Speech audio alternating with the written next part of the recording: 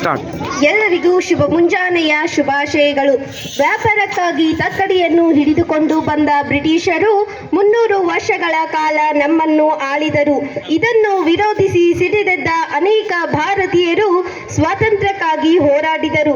ಭಾರತೀಯರೇ, ನೀವು ನನಗೆ ನಿಮ್ಮ ರಕ್ತ ಮತ್ತು ಮಾಂಸವನ್ನು ಕೊಡಿ, ನಾನು ನಿಮಗೆ ಸ್ವಾತಂತ್ರ್ಯವನ್ನು ಕೊಡುತ್ತೇನೆ ಎಂದು ಬ್ರಿಟಿಷರ ವಿರುದ್ಧ ಗರ್ಜಿಸಿದವರು Subhash Chandra Bose.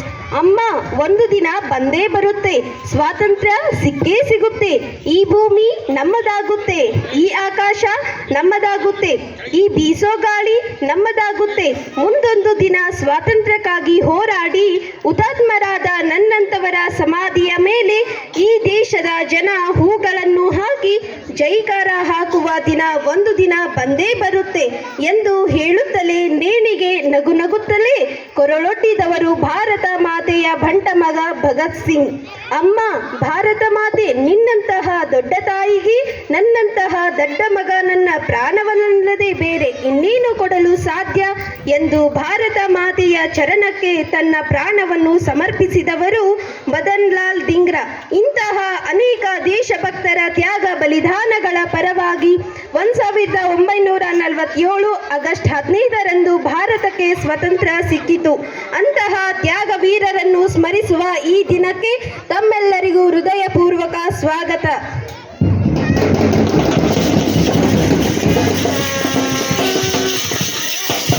Good morning, ladies and gentlemen.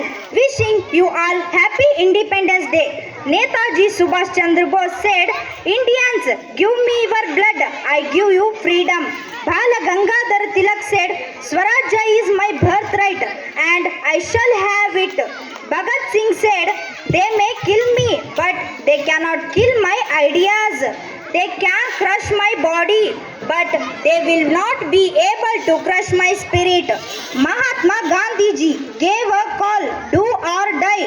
Like this, many others fought for freedom, and finally we got freedom on 15th August 1947.